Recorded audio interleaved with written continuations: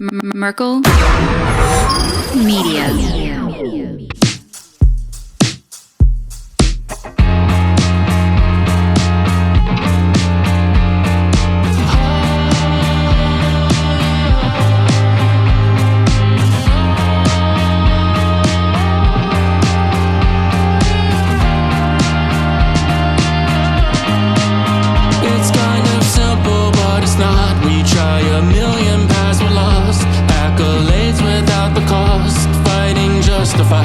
I'm exhausted, looking for everything in the shadows. Start looking at people like they don't matter.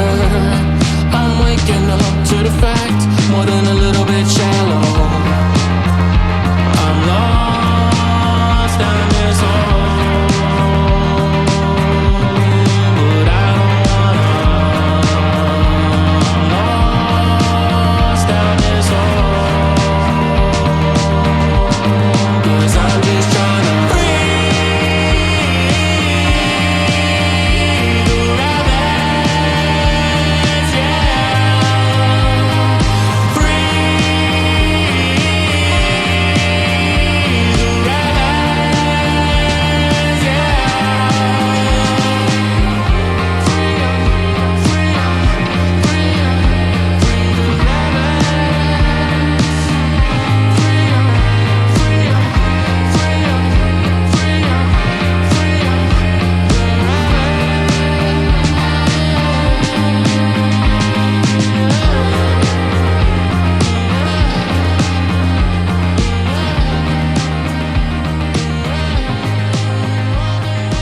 What's good, everybody? This is Joel Thomas, and this is Free the Rabbits. And how are all the free-range rabbits doing out there today? First off, out the gate, I want to say thank you to everyone that's been giving a 5-star review at Apple Podcast, Spotify, going to YouTube, leaving a nice comment, subscribing, hit the notifications, and sharing to everyone. It's been showing, and I really appreciate what everyone's been doing, and the people that have been going to Spotify and Apple and writing a nice review on top of it. It's helping the show get deeper into the algorithm and helping more people get access to the show that wouldn't normally get to the show. So for that, I want to thank you guys so much for doing that. And if you haven't done it, go do it right now before the show even gets started. Go give it a 5-star review, write a nice comment, and I promise at the end of the show, every week, I read through as many of the comments as I possibly can. Also, for everyone that's been asking that doesn't know, the intro song, Free the Rabbits, is now out on all streaming platforms, Spotify, Apple Music, Tidal, and YouTube. Just type in Joel Thomas and Free the Rabbits, and you will see the song pop up wherever you listen to music. So if you're looking to add that to your playlist or find more of my music, just type in Joel Thomas on any music streaming platform, and that song plus all the other songs I have out will pop up. For now, let's get into the show.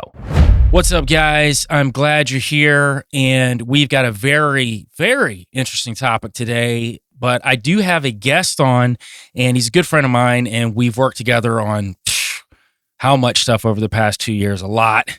And as a matter of fact, you were a part of the new film that we have coming out next year with yourself, Isaac Weishaupt, Tony Merkel, Ward Heine, Justin England from Crypts of the Corn, and countless others. And it's a phenomenal film.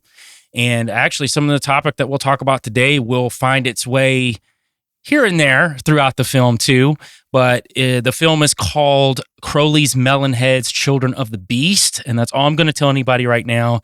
And if you want to dig around and see if you can figure out what that is, that's on you, but it's going to be a very interesting topic. It's going to be a mixture of boots on the ground, which we typically do, plus an inordinate amount of research by myself and several other researchers that will bring this entire film together. And I was glad to have you a part of it because you are the world-renowned homunculologist, and your forte is in homuncology and studying what the homunculus actually is. And it's so odd now, Juan, that you hear homunculus in the zeitgeist so much more now in the past couple of years. And I don't know if that's solely due to you, but I would say that the topic is broached a lot now, and I even see it in video games and in shows. And how now we could go to anime, and it's been around in anime for a long time, but a lot of esoteric and occult topics have been in anime since the late 80s, early 90s, if you really want to go all the way back to like Akira and all that stuff. But very interesting guy that you are, Juan. And this particular topic is something that can branch out into a lot of different ideas and different theories. It's not just a one-shot thing, right? Because some topics will have just a one dimension to it, but this has a ton of different dimensions to it, almost like a tesseract. I would consider the homunculus a tesseract of knowledge. So before we get started about what we're going to talk about the homunculus today, let everybody know who you are, where to find you, and then we'll direct it back into the actual subject matter. Dude, it's an honor to be here, and thank you for letting me be a part of that project. I'm very excited for when it comes out, and it's going to be great. It's going to be a huge success. And people can find me on my website is the easiest, tjojp.com. I'm obviously the host of the Juan On Juan Podcast. Found on pretty much any podcast platform. I'm on YouTube. I'm pretty much everywhere and anywhere. We are shadow banned. So if you do search me up and you don't find it, then tjojp.com, the Juan On Juan Podcast.com. And I've been on magazines. Here I am on the cover of the Paranormality magazine. It's inverted, but Florida's Homunculologist. And I also do self-publishing of some Occultist Monday. This is esoteric and occult literature. And my most recent one, and one I'm going to be reading from today a little bit, the Occultist Monday, issue number 4, the Homunculus edition, which is 88 pages of homunculus goodness. It's going to have some of the stuff that we're talking about here today. I also have the Homunculus Owner's Manual. And you can also find me on twitch.tv/Juan On Juan Podcast, streaming every Tuesday night, if that's the kind of thing you're into. Patreon.com/the Juan On Juan Podcast and all that stuff, man. You know how it is out here doing the Lord's work. Yeah, man. And you've been on a ton of massive conspiracy shows over the years. And I'm sure that if people haven't listened to you, they've probably heard of you, at least in some of the occult spheres. And you definitely done some good work. And that was one of the reasons I wanted you as a part of that particular project, because there are some ideas that you've told me over the years, and you've also set me on my path to do my own research on that tied in to help make that film what it is. And I think that without some of that info, it wouldn't have lined up the way that it did, and being able to figure out this overarching theory that not only attaches itself to occultists like Aleister Crowley, but other famous occultists as well. So I think it's going to be an interesting exercise in research and boots on the ground. And I told you before that we have something on camera that is mind-blowing. It's actually the most definitive thing we've had on camera since we started doing this stuff. So it's pretty wild, and I've kept it under wraps from everyone, so nobody's going to see it until the film drops. So I'm pretty excited for everyone to see that. So we've got a nice mix of this research and boots on the ground and going out and trying to find these cryptids. And I'm excited about it, and I know you are too. But we're going to get into this episode today. And before I pose this question, and I know I've got a lot of Christian listeners as well as non-Christians, but I know I encourage the Christians that listen to my show to have an open mind with things, because you and I both do a lot of research. And the research that we do is not always indicative of how we believe or how we think, right? We pose questions, we pose what other researchers or other ancient texts have said about things, and then we try to dissect it. And I'm going to pose the question. So I want people to not get too uptight early on, because the question is being posed because there are famous alchemists throughout history that have posed this question. There are some things in biblical texts that I'm going to present today that could support this idea to a point. I'm not saying the entire idea, because I don't adhere to this particular phrase, holy, but I think if we look at the deeper layers of what it could mean, at least from a supernatural sense, that it is possible in a format that makes sense to even a believer. But everybody relax. Let me pose the question and then let us present the research and then actually what we actually think about it. And then you can walk away from it and then say if you like it or not, or if you like some of it, or if you don't like any of it at all. The question is, was Jesus a homunculus? And that is a topic that I've seen you do before, and it's gotten people to go 0 to 60 in less than 0.0033 seconds. So quick, to the point that they don't actually listen to the research that you've done on the topic to then understand that you're researching what these alchemists have talked about and their process of alchemy and how they understand things about the world. It doesn't necessarily mean what you personally think or what I personally think. However, I think there's always truths within any type of research that we do.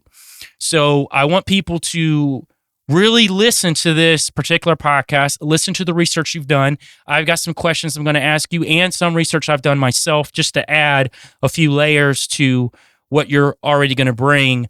But I think it's an important topic in the sense of understanding the supernatural, because I think sometimes these alchemists try to find a way to understand the supernatural. And just like any man on this earth, none of us actually understand it. And even those great alchemists didn't actually understand it. Not even close. And as close as they may have thought they gotten to it, and maybe closer than other people, they still didn't understand it. But I'm going to pass the baton to you now, Juan, in this very controversial topic of, was Jesus a homunculus? Yikes. Yeah, before you even got done asking that question, by the time people clicked on this video, they were already typing the comments out, dude. So they're in the comments already. They're neck deep in the sauce. And to preface again how you said, this is not my personal belief. We're simply looking at this from a research perspective, and it is a concept that has been around for thousands of years, hundreds of years. In particular, the way that I came across it was from the 16th or 15th century text of Alonso Tostado and Arnaldus Villanova as well. He talked about it. There's various alchemists who interpreted the birth of Jesus as homunculological in nature, I guess you could say it. And so, yeah, this is not like, before the people come, oh, it's L for believing that Jesus is like, bro, it's not even, it's in the history books. Like if you just read about it, it's there. I want to introduce what a homunculus is for those that don't know what a homunculus is. And the homunculus is a concept that came into existence in the 16th century by what some people call pseudo Paracelsus. Some people say that it wasn't Paracelsus that actually wrote about this.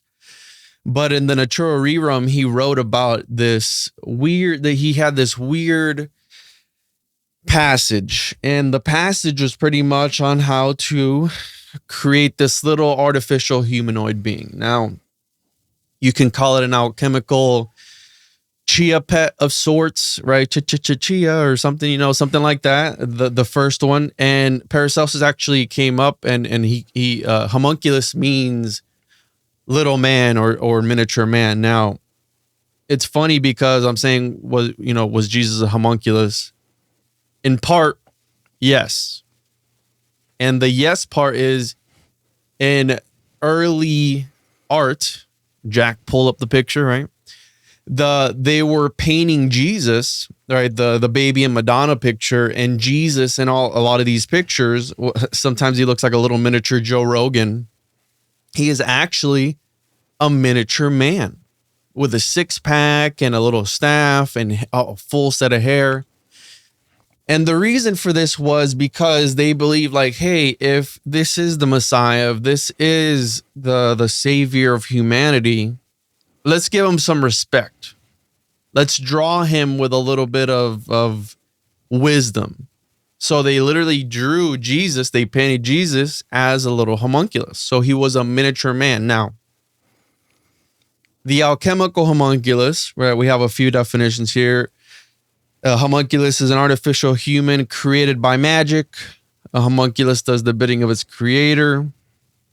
According to Paracelsus, the homunculus is, quote, the image or figure of a, quote, small man with every limb and shape like a man. It is based on the idea that the external shape and form of an object reveals its internal properties and powers. Thus, the homunculus, and I'm reading from the Occultus Mundi, thus the homunculus, as an image of man, possesses all abilities and powers of man, for a hidden human nature is concealed in it in a spiritual way. It is thus possible for this image to perform all operations of man completely. Now, this is very Gnostic in nature. They believed in, right, the as above, so below, the microcosm, macrocosm, and these guys believe that we all, very Gnostic, that we all had this hidden spark within us. And that the homunculus, since it was made in the image of God, had this ability. But the homunculus was, right, this artificially created entity. And since it was made through the art, it was almost like a demigod, right? Like a miniaturized god. And a homunculus can be considered the ultimate simulacrum of man or a person. The one that we all know, right, is made of earth, wax, or metal. Sometimes it's a doll or effigy. Does that sound familiar at the Bohemian Grove when they burn the effigy? A good example that the general population has been exposed to at some point in time is the voodoo doll. So if we go back to this concept of the homunculus as a talisman of sorts, right? So it looks like a man, and in a sympathetic magical way, which Paracelsus was very fond of sympathetic magic, it contains powers that are innate in us, right? We're talking about the paranormal. Some people can see the future. Some people can prophesy. Some people can divinate. Therefore, this thing that's created through the art, the royal art, is magical in nature because it came from magic. So therefore, this little homunculus, it was believed that by Paracelsus, that it could prophesize to you. It could move the moon. You could grow it into old age. And according to him, if you grew it into old age, it could become a mythological creature, a giant dwarf, things of that nature. This is, again, according to the I don't want to say the scripture, according to the literature, this is all the things that a homunculus could do. And so if it's a talisman, mind you, this is 16th century that we're talking about right now, but if we go into pre-16th century, usually, I refer to these as proto-homunculus because the word didn't exist. And they were usually depicted as, I've seen it called the boy, the substance, a humanoid, different words. And these guys were already experimenting with this thing that would later become alchemy, late in the 16th century. And we're talking about these, Jabir bin Hayyan guys, 9th, 10th century. And in these scriptures, these grimoires, they had already stepped at they scaled it, everything. They really took it to 100%. And what they were doing is, mind you, keeping all of the philosophies of Paracelsus, that this is a magical entity, this is a magical being, this is a talisman. I call it a blood and bone talisman. And I've referred to the homunculus as the utility knife of the occult. And these guys in the 9th and 10th century, they were writing recipes on how to utilize the homunculus in various ways. Now, some of those ways was how you could take various parts of the homunculus and essentially vivisect it or dissect it and use its various parts for magical rituals to obtain magical powers, to obtain a level of godhood. Now, it's interesting because a lot of these things that they were able to do with these homunculi resembled the miracles that Jesus was doing, such as walking on water, seeing spirits, becoming impervious to pain, things of this nature. Now, the reason for that was later speculated because Jesus, to step it into an alchemical sense, is seen as a mercurial figure. Now, I'm speaking in alchemical terms. Mercury sometimes is subjected to torture or ill treatment of sorts. And we know that Jesus was what? Crucified. He was treated illy. He was, mistreated before he was crucified. And usually Mercury, when you look at all these alchemical paintings, these alchemical emblems, right, they're all processes. And usually it's very dark. Usually it's about chopping up various substances. Some people interpret it as the destruction of worlds to birth a new one. And you see this when they bring down Saturn or Mercury or Venus or the moon or the sun and stuffing it into an alchemical vessel and destroying it to bring forth this new reality, essentially. So again, you can get lost in the sauce with alchemy because it is, how you're saying, this tesseract of going within and within and within, and it's never ending, right? So we have this concept of these guys wanted to break down the miracles of Jesus, and it was like, it was black magic, or it was white magic, or he was this, he was that. And it's all at the core really much of any story of creation. Really, man is created from what? From dirt, from clay, whatever. The first Adam in the Talmud was a golem, which is another form of homunculus technology, in my opinion. A golem is an artificially created entity through the use of word magic. And in any story of creation, Babylonian, Mesopotamian, Greek, a lot of these stories of creation, man is created from inanimate matter and animated. You have the story of Prometheus. And alchemy, one of the definitions of alchemy is taking inanimate matter and animating it. Okay? And so this leads us to, okay, well, why did they believe that Jesus was a homunculus? Well, the one key concept, let me switch to the chapter here. The one main thing was, and I call it artificial messiahs, because I believe that this is a form of technology that will be revealed in the new documentary, was something that people were believing at pretty recently. Up until the 1900s. And I believe, dude, because we talk about, I know people who will blame the Illuminati for their bad choices. And, we talk about the reptilian elites and these royal bloodlines. And in my opinion, Joel, if they're not lizard people, then they're homunculi or a form thereof. Okay.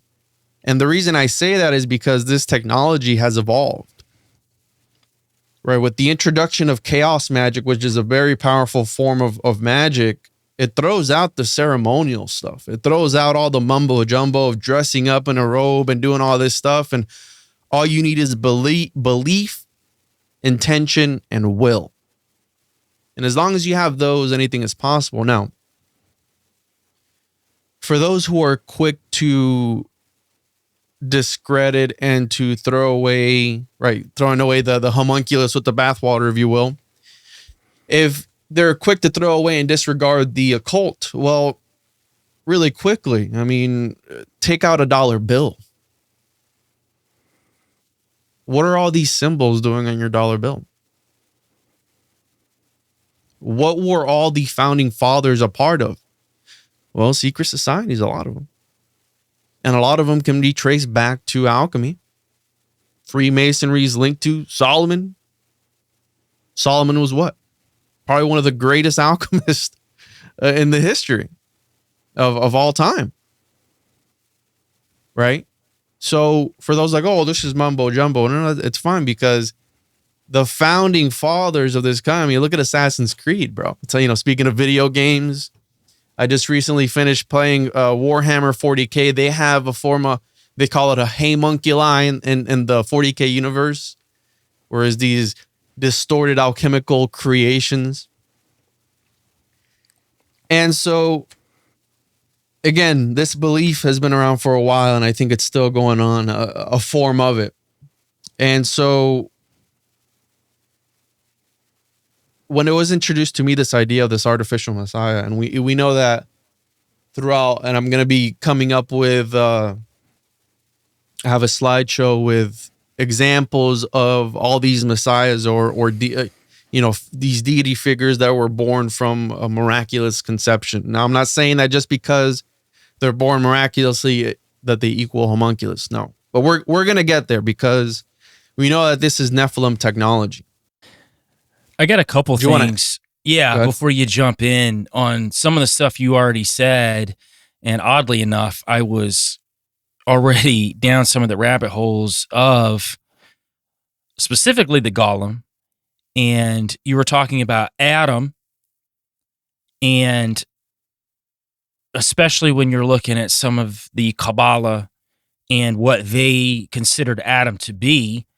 And I know Christians will literally throw the Kabbalah completely out, and I get why.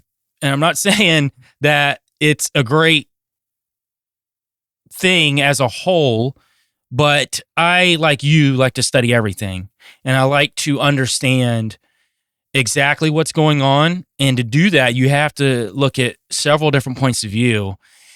And crazy enough, this idea of the golem is biblical. And this is in Psalm 139:16. Now, the verse is, "Your eyes saw my unformed body. All my days are written in your book and ordained for me before one of them came to be." Now, this is specifically talking about the creation of Adam. The unformed body in the Hebrew is galimi or galmi, which means golem. So in the Bible, the word golem is used one time in this particular verse in Psalm, and it's specifically talking about Adam. So the concept of the golem is not something that's not biblical. It literally is in the Bible that to Christians like myself would consider the inherent word of God. So if God himself is saying that Adam was a golem, then the word golem should be something that we consider when it's talking about creation. I think when people hear certain words that they automatically attach to the esoteric world or occult, then they get really uptight and they want to throw it out without understanding the actual context of what that means. Do I think that these alchemists creating these golem were doing the right thing? Probably not. Like, they were, in my opinion, trying to recreate what the Father already created with Adam. And I think we're going to find this with this homunculus idea as well, without getting all the way to the end, that Yeshua was like the ultimate version of that process. That these homunculus that were created after that, when they started using the term homunculus, was just an inversion of what the original concept was. And I think that's where we can put the parallels down. But yeah, Adam was a golem, according to Scripture, because he was clay that was breathed life into. He was the red man, yeah. Exactly. So when you look at it from that aspect, you have to look at what these alchemists are saying. Also, for people that don't know, guys like Paracelsus and all the way down were deep researchers of the Bible and Scripture. They weren't trying to do a bunch of stuff outside of it. As a matter of fact, John D was deep into the church. He thought what he was doing was scriptural. Yeah. Which also lends to the idea that people can be deceived as well. And I think a lot of that had to do with his good old buddy who was scrying for him, right? So that's a whole other topic. But these guys were studying scripture. And for them to see something like this going into the Hebrew and say, what's this word? Golem? And it's only used one time in Psalm, and that's it. That's the only time it's used in the Hebrew, but it's specifically talking about the creation of Adam. And they're going to look into that. And then they're going to, as alchemists, and especially if, which I think most alchemists did, even before the term was used, adhered to some sort of Gnostic ideology. Their idea was that they could become God by tapping into the divine spark, the Azoth, all of these things, the prima materia that they would draw from to then elevate themselves into this sphere of the archons and all of these other deities, right? Because they believed in the pantheon of gods. They believed there was one creator and then there was a pantheon of gods underneath it. I don't disavow that idea at all. I actually adhere to that part because that's actually in scripture. So the idea of the Elohim or these other gods or this divine council is in scripture. So I do think there is some sort of pantheon of gods that are underneath Yahweh or the creator. And I think that they have jobs. And as a matter of fact, in Psalm, it talks about they weren't doing their jobs, so they were judged. So we have to understand with our feeble minds that the supernatural world is something that is far beyond our comprehension. These alchemists are trying to understand it. Now, I do think that they were deceived in a lot of ways, and I'm not an adherent to Gnosticism myself. I study it. There aren't things, put it this way, there are some things that I do like, but I don't like the idea of us living in a matrix or a simulation that we are basically out of control at that point. And that the creator is not someone that we can personally connect to, but we have to become some god to even get close. I don't believe that at all. I do think that the mainstream church had that part right. I do think that we have access to God. However, we can argue that there were people within the early Roman Catholic Church that wanted to divide us away from our connection, personal connection with God. And I know you and I have similar thoughts on Gnosticism. However, I don't throw it all out. And I'm saying that some of those guys were trying to find the truth, and some of them were disillusioned by what the church was doing at the time. At least some parts of it. I don't think all of the church was bad. I do think that there were some parts that were really trying to help people. And part of the reason why you had to have priests or preachers preaching the gospel to people is because they couldn't read. Like, they couldn't. And it's not to say that all of them were stopping them from being able to read. It was just the product of the times. And it's easy for us in our modern minds to take a modern ideology and try to implement it in the past and say that, well, this is what it should be like. Well, yeah, to our modern minds, but to a past sect of people that couldn't read, and maybe some of them didn't even want to read, a lot of them, and wanted to go to the church. I believe that there were good people within the church. I don't think it was all evil, and that's all I'm saying. I think that there's a combination of both. And I do think the same thing with Gnostics. I think there were guys who were trying to do the right thing as well. So that's just a side note on what I think about the Gnostic ideology. But back to the golem, I don't think it's a Gnostic ideology. I think the idea of the golem is literally biblical. And Adam was, for all intents and purposes, a golem that was breathed life into a ball of clay.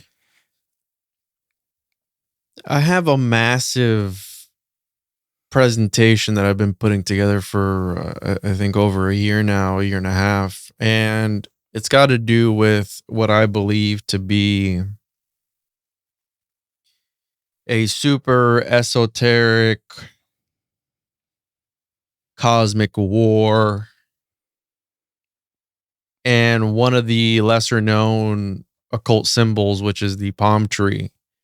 And in one of the stories of creation, I forgot which one, the leftover clay from which Adam is created God or the deity molds his aunt, the palm tree. And I think 175 slides deep on the occult significance of the palm tree. And when you start to peel it apart, it's wild, bro. So I'll eventually do that. But you just reminded me, the red man, and then from the leftover clay, this essentially other bloodline was created, in my opinion. And it goes all over the place. You have the palm and shell Freemasonry sect and all this other stuff. So I'll eventually do that, but absolutely, I love that concept, right? That there is this pantheon. I mean, the Book of Enoch talks about this. Genesis 3:22, they have become like one of us, right? 3:22, skull and bones. Who's us? What are you talking about? And I think that right at the end of Enoch 3, which is right, you have 1 Enoch, 2 Enoch, 3 Enoch, and you even have a 4 Enoch, I believe. There's an extra run after that. Now, these are talked about that maybe they weren't part of the same author. It might be fan fiction. But one of the things that interests me about the Book of Enoch and what I believe, and the reason I believe it was left out of the canon, was because it reveals, right, we're talking about this Gnostic cosmology of becoming a god. These guys using, and absolutely you're correct, I think that it was about, in some researchers' perspective, such as David Pingree, who was translating some of these homunculus texts and all these things. Unfortunately, he's passed now, but these guys talked about how the creation of a homunculus was to acquire godlike powers for some people. For some other people was to become a god. And he even speculated that people would become possessed when they were creating these things. Now, that steps into a whole another can of worms, which I want to get into here after I read I had a friend of mine, shout out to homie Romy. When I first started and I embarked in this whole journey of the homunculus, he's like, dude, Jesus was a homunculus. And I was like, dude, shut up, bro. So heretical, man. Just be quiet, right? It's blasphemous. Don't you dare say that again. And then like a year later, I'm doing research and I'm like, what is this? So the idea for me was presented through the writings of the 15th century Spanish theologian Alonso Tostado and Thomas Aquinas, a theologian and a doctor of the church at the time. Okay. Now, these guys were going back and forth at it. Tostado and Aquinas, and they were going, back then the Twitter wars were tomes, bro. Just like, boom. It's like, what? You got what to say? And they took out their little quill or whatever it was. They dipped it into the ink. They were like, just writing. And you can find these writings online. Tostado proposed that Mary was a quote unquote sealed vessel. Again, this is a variation from our traditional homunculus. There was no semen present, but Mary did have menstrual blood and a womb. Although Tostado argued that Mary would not have had enough blood for a full development of Jesus in the womb, therefore, he would have been condensed in a miniature version of a baby. So according to Aristotelian biology and the alchemical process, Jesus was conceived as a homunculus, a miniature human kept in a sealed vessel from the first instant of creation. Now, Tostado was a guy who studied paradoxes in the Bible. Mind you, he was a theologian. He was heavily into the religion and heavily into the Bible, but he was studying the paradoxes of, hey, if it says this in here, why does it say that over there? Now, we know that sometimes things can contradict themselves. I mean, that's just part of it. So Aquino argued that there was no need for sperm because the Holy Spirit was infinitely powerful and could fashion matter into any form instantly. So that was his rebuttal for that. Like, no. Is this perhaps why they, and then I speculated some other stuff. Dosala would go on to present the repercussions of creating homunculi. He stated that the threat of tempting God by allowing the homunculus to grow into a fully developed human would demote the term mother to the status of a flask. It would also go against the views of the church, the concept of salvation where Jesus died for everyone's sins and excluding the spontaneously created forms of life which resulted from experiments like this. Then I talk about the Arnaldian homunculus, where Arnold of Villanova, we got into the ethics of the homunculus, where it's like, well, some researchers have speculated that these homunculus were vessels for demonic entities. Some other ones called homunculus artificial demons. Now, this is where we get into your ballpark, or right, your neck of the woods, where the melonheads reside, because we know, you talked about the Gnostics in alchemy. Well, I would call alchemy Gnostic because Hermes Trismegistus was one of the patron saints of the Gnostics. And we know he was at the forefront of the alchemical movement pretty much. And so if we trace back the origins of alchemy, and you and I have talked about this before, it's traced directly back to the Nephilim. Now, Hermes Trismegistus, according to some, was in the bloodline of Moses. Alchemists regarded the book of Genesis as the most alchemical text that there ever was because it reveals the secrets of how to create an unus mundus, or the philosopher's stone, or another reality. And so what are the spirits, or who are the spirits that are inhabiting these homunculus? Now, in my opinion, if these Nephilim, right, because the origins of alchemy are Nephilimic, I'm sure that's not a word, but Nephilim in nature, because this was the knowledge that they passed down directly to the daughters of men in exchange for arousal, you know what I'm saying? And the offspring of the fallen ones with the daughters of men, right? Those were the Nephilim, right? They were the half hybrid kind of sort of. That kind of falls in line with homunculus, right? Because we have this part divinity, part human, demigod essentially. And then they're teaching the secrets. If the Nephilim were these interdimensional beings, and I want to get your opinion on this, in my opinion, they saw their downfall. Because they're in touch with God. I mean, we have the story of the Watchers and Enoch, and I believe that what I was going to say earlier, I believe that the book of Enoch, at the very end of it, once Enoch is done interacting with these Watchers and learning the secrets, right? Because the Watchers are watching the divine alchemist at work. They're watching the divine alchemist create and uncreate reality. And once Enoch learned all the secrets, once he learned everything, he became Metatron. He became the lesser Yahweh. And he sat next to him and a throne next to him. And I interpret that as once you learn all the secrets, you dissolve out of reality and you become this overseer of reality, right? Almost like what the Gnostics believed, that once you achieved your gnosis, you can transcend. And similar to alchemy, that's what they were trying to do. They were trying to, the great work, the magnum opus, to what? To step outside of reality. Right? So they were trying to find a way to achieve that Godhead status through the knowledge that the Nephilim presented to them, which is alchemy. Now, if these Watchers, these fallen ones, these Nephilim, whatever, if they saw their downfall, what a better way than to have a dead man switch, for lack of a better term, than to be like, hey, I'm going to pass down this knowledge of alchemy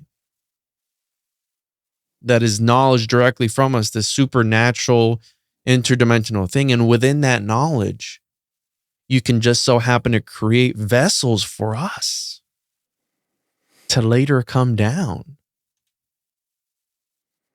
and re-inhabit this dimension, bro. Because I don't know if you've ever heard of Joseph Lumpkin's work, But Joseph, he's done various translations. He's a good friend of mine of the books of Enoch and different apocryphal texts. And he has this book called The Origins of Evil. And within it, he speculates that once, the deluge came and destroyed all the Nephilim, we know that one of the laws of thermodynamics is energy cannot be created nor destroyed. It can only be transformed. Therefore, the spirits of those Nephilim are still here. And those are the ones that demonically possess people. Those are the ones that are constantly at work, right? The archons, whatever you want to call them, that are constantly at work to try and bring down humanity or elevate it to a status that it was when the deluge came, because God was like, hey, I'm tired of all this chaos happening right now. You guys are running amok, so I have to destroy you. And I think that that's where we get into the concept of the homunculus becoming, where I believe that they're building all these new towers of Babel with CERN and all these different things. And I do believe that technology is another form of homunculus, dude, because what happens? And this is in Resident Evil, I believe. When an entity is able to inhabit, what happens, Joel, if we are the perfect creation, right? And we know that the Nephilim or these entities can inhabit our bodies because maybe we are perfect enough, right? And I agree with you with the whole homunculus being an inversion or the attempt at these alchemists trying to emulate the creation of life of God, because God did it first and he did it the best because he's God. And in my opinion, what happens when we get to the point where technology is close to perfection to where an entity is able to inhabit that? What happens then? If an entity can inhabit a talisman or an amulet, wouldn't it be able to take over a robot or something?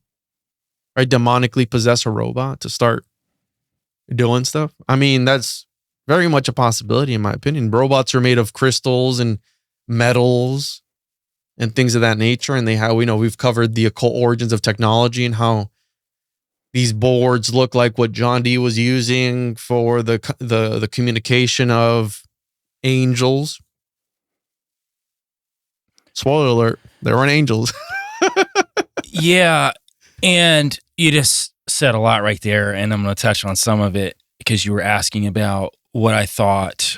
I think the initial question was about Enoch and this ascension piece.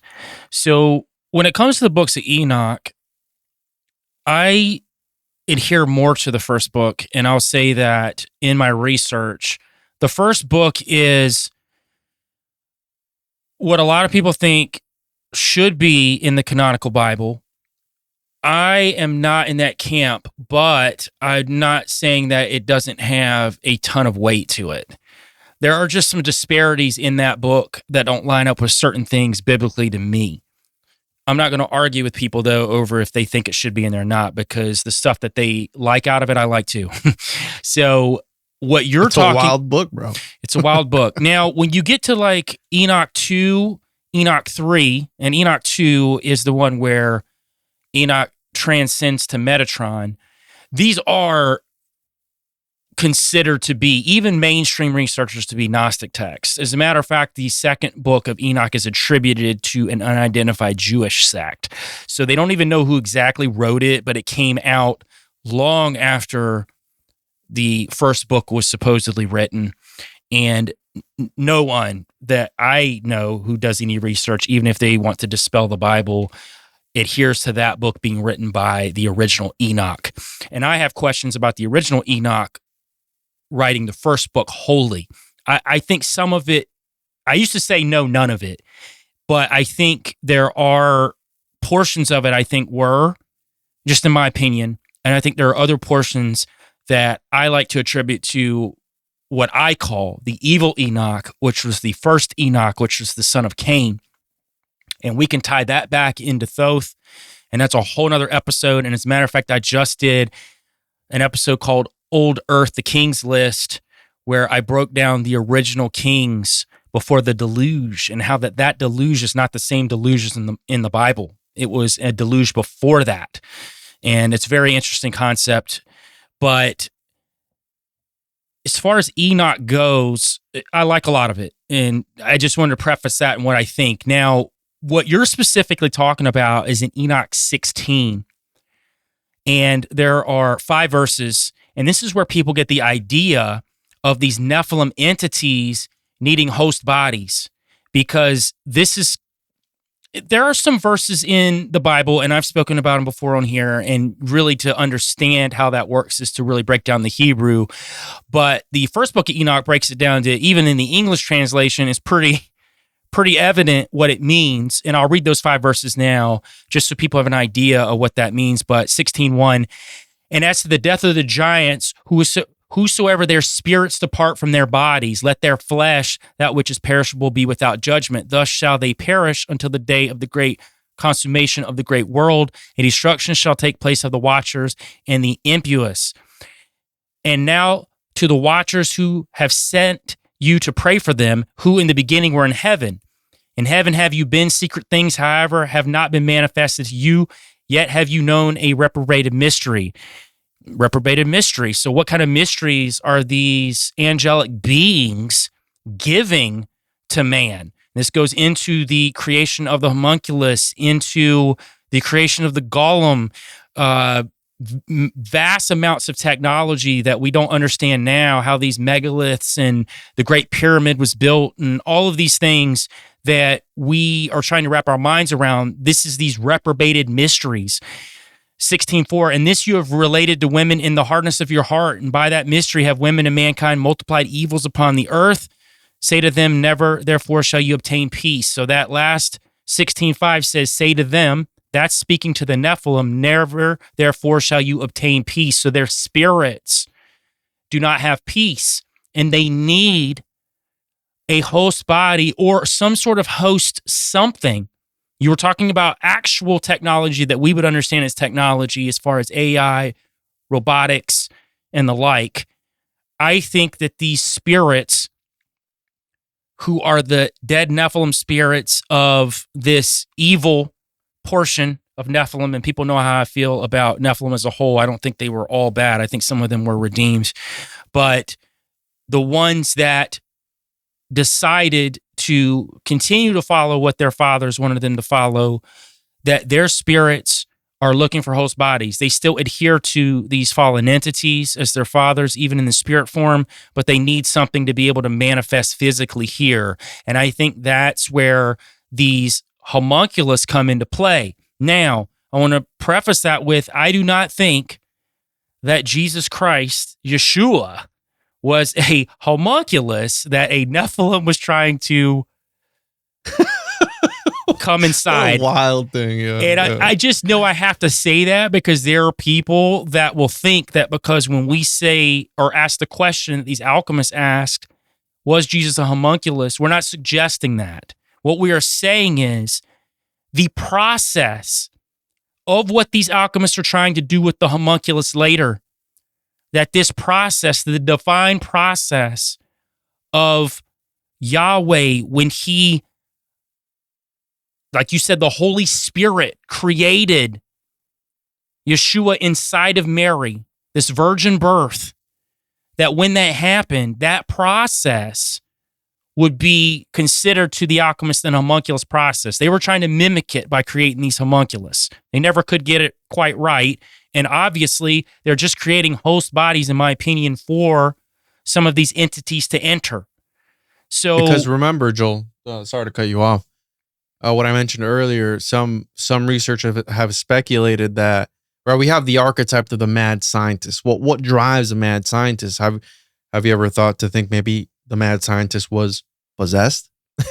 And so when he's possessed, which I think that a lot of people who are at the forefront of a lot of these things that right, you have in Israel, they found a workaround the laws of having a embryo grown in a lab. So according to the laws, you have to unalive an embryo after 14 days. Well, what if it's a copy of what if it's an artificial embryo? Well, there's no laws for that. Hey, and to piggyback a little bit on what you just said, the 14-day process of having to unalive that embryo, well, I'll tell you a man who had a process for that. Aleister Crowley had a legitimate process on how to create a homunculus. Liber 167, De Homunculo Espitola, is the name of the Liber, where he told people how to create an actual homunculus. And he talks about that it has to hit 4.5 months of gestation before, in conjunction, Juan, with angelic beings who he names, who these angelic beings are, Nachael, Raphael, Haniel, Aniel, who are there with him to help him implement this spirit. Never specifies what the spirit is. We can infer from that by what we've just spoken about these spirits that are roaming the earth, these Nephilim spirits.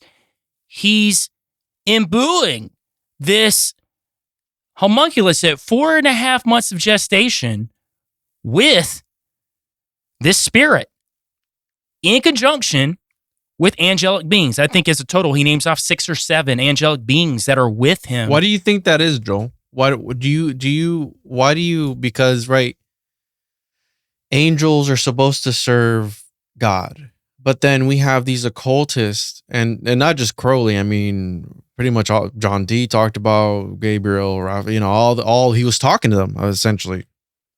Why do you think that is, that they invoke the angelic entities, but for evils, but then the angelic entities are supposed to be good? No? I think that's where the deception piece comes in. And I think it goes back to even talking about Hillel, who some people will see the translation into Lucifer, but Hillel is actually the Hebrew name for the light bearer. He presents himself as an angel of light. It's not like they look like they're evil. They can present a certain form. And we may see certain names in the biblical text like Gabriel, and then see some of these occultists speaking to an angelic being called Gabriel. I'll be honest with you, it doesn't mean they're talking to the Gabriel. It just could be one of them that is masquerading, because these occultists know that name from a biblical sense. So if I masquerade myself as this said angel that you know the name of, you're going to be more likely to believe whatever I tell you. And I think that, and I won't go on a whole tirade about Crowley here, because I've done months and months and months of research, and I'm still doing research on Crowley. It's just such a vast topic of his life. But one of the things about Crowley was he thought he was doing the right thing. And he thought that Christianity was of the devil, basically, because of what the Puritans did to his father and how that his father died. And he was very close to his father as a child. And by his father dying by the hands of the Puritans, accidentally, they just thought they were doing God's will by not taking him to an actual physician. And they were going to use some experimental methods to help him and end up killing him. So he kind of drew his parallel to Horus and used this parallel of him being Horus and being created from the death of his father to then go after his brother, which he considered his brother Christianity. So that was Crowley's point of his whole life, was to extinguish Christianity because he thought it was evil. And in doing that, he contacted all these angelic beings because he didn't think that the angelic beings were evil.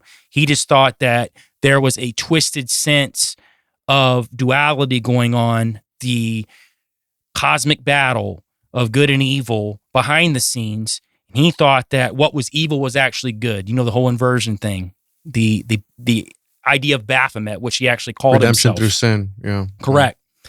So I think that a lot of these occultists adhered to those rules. I actually don't think John Dee was one of those guys. I just think he was wholly deceived because, one, he wasn't a scryer, so he just believed whatever any scryer told him. And if you look at his life, he was a very smart guy, but he was easily deceived by the guys around him that told him what these angelic beings were telling him to do.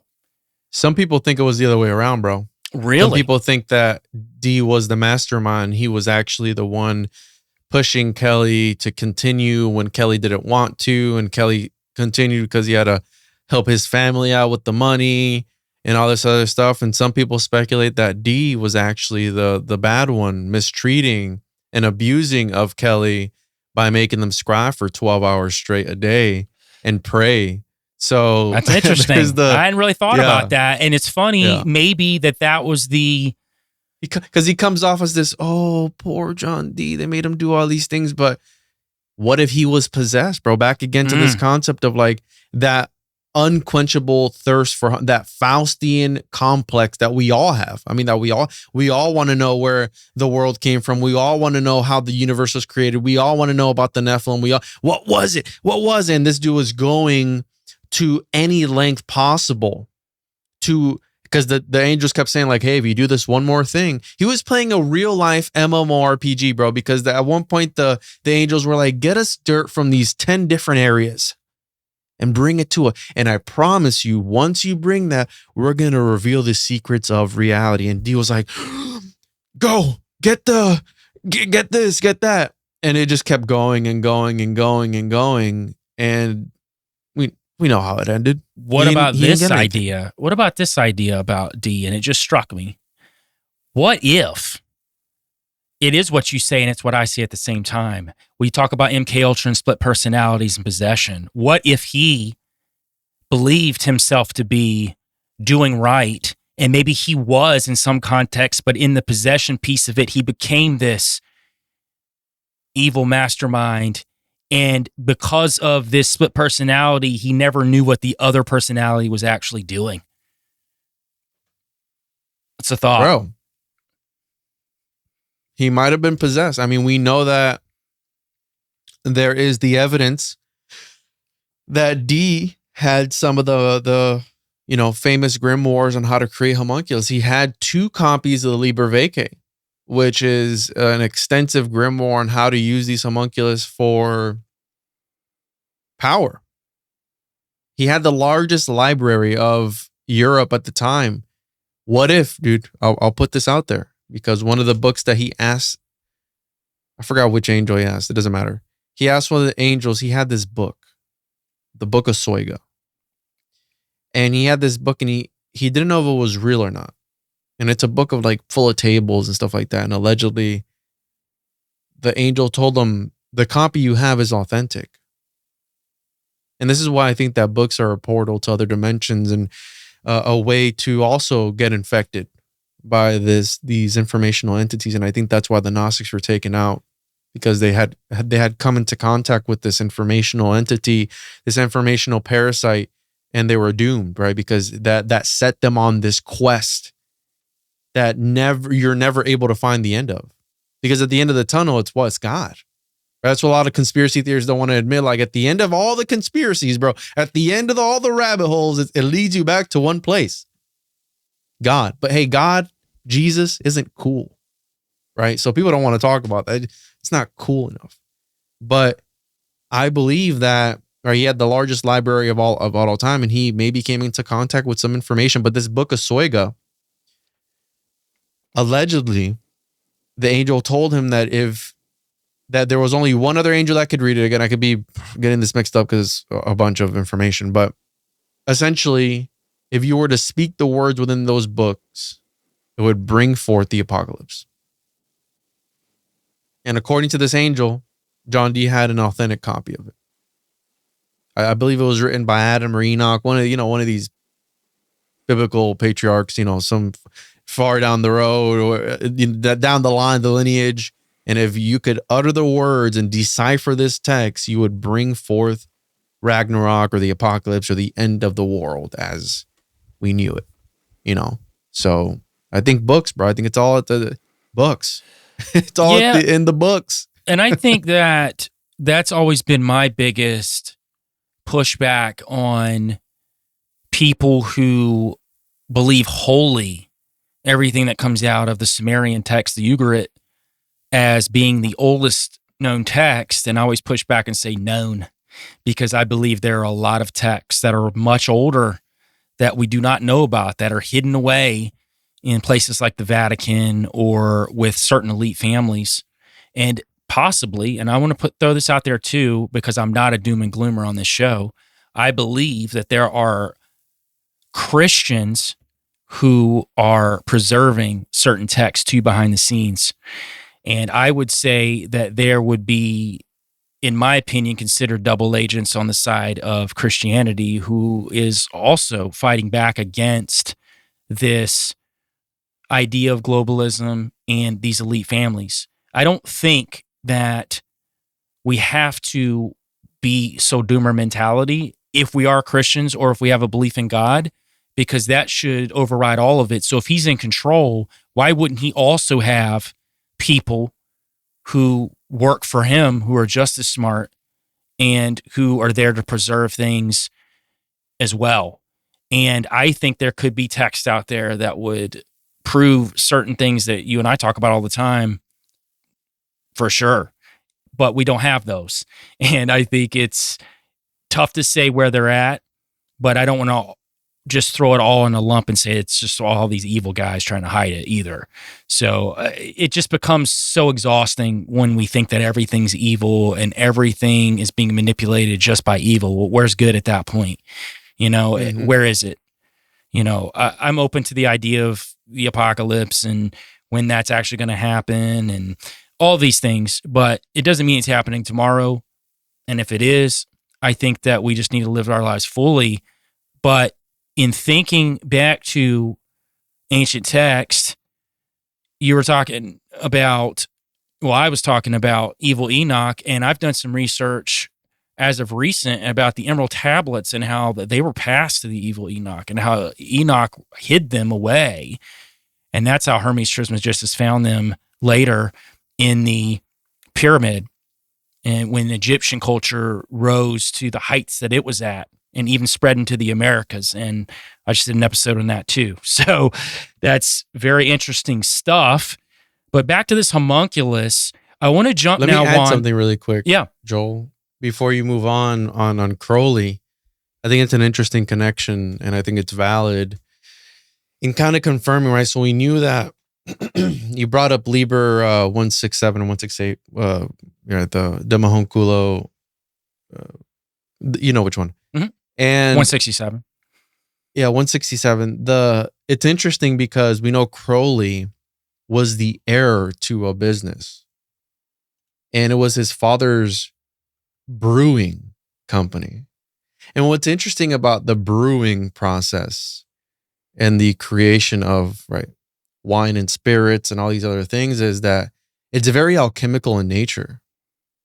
And I've been meaning to try this. I haven't tried it because I think it's going to be a lot of work, but I've been wanting to start a sourdough.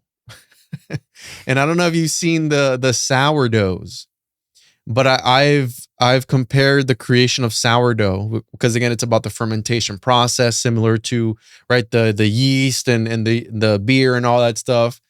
And sourdough, dude, you need to feed it and it moves. It's alive in this container. And if you look at it, it's like if you don't feed it, it dies and all this stuff. And it's very similar to a lot of these texts of feeding your homunculus milk at night or feeding your homunculus blood from its mother, right? Blood from the calf. Yeah. And real quick before we move on, it's Liber 367, not 167. So if anybody's looking it up, they'll actually know the number. It's 367. So it was a lot further down the Libers that Crowley wrote. But yes, I agree with you. And it plays into the idea of spirits, right? The idea of you drinking an entity and inhabiting you and it changing your personality. And I will say this, when you look at people who use drugs or overindulge with drinking, or go on trips, quote unquote, mushroom trips or ayahuasca, any of that kind of stuff, you have now opened yourself up to these spirits, these entities, and you are essentially becoming a vessel for these spirits or entities to inhabit. And you'll hear a lot of stories about people who do things that they do not remember doing when they're, on too much alcohol or any kind of drug for that matter. And they'll wake up and, something bad happened and they don't remember it. And I'm not saying that people can't get inebriated to the point that they don't know what's going on around them, but I believe if we play into the idea of the spirits and why it's called that through the etymology, that it does play into that idea that you are opening yourself up for entities to inhabit or at least manipulate, right? Yeah, absolutely. And I just found it interesting that was that connection there with the little so all those people right now who have that sourdough in their kitchen, you're creating a homunculus, all right? So just be careful. And if you want to tame it, make sure to check out the Homunculus Owner's Manual at tjojp.com. Creating a golem in your kitchen. And by definition, that's exactly what you're doing. So I want to switch gears and move into this divine homunculus idea, because this is to rein it back into this, why that these alchemists thought that Yeshua was a homunculus.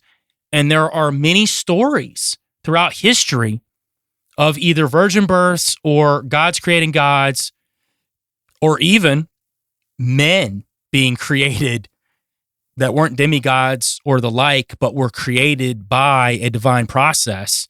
And I want you to speak on some of that right now, because I think that's very interesting to put these parallels to, was this a process that was just mythology in these stories, or did these things actually happen and they were trying to recreate the process of Yeshua either before or after him? But here's the thing. Just because it happened before he got here doesn't mean that these angelic beings didn't understand there was a blueprint on the way. And I've done a lot of research on the fact that they knew what was coming. So why wouldn't they be trying to not only stop it, but implement a process very similar to it? I'm a big adherent on some of these gods and goddesses throughout history actually existed, either in the form of some sort of fallen entity or Elohim or a demigod. So I think that these things very possibly could have existed and people worship them as gods on this earth, if we want to open our minds to the possibility that these mythologies aren't running parallel and they're copies of each other. And I've really been looking into that deeper. And when I studied the King's List, I realized that it wasn't a copy and the Bible wasn't a copy of it. They were two separate tales. And there were different things going on at different periods of time.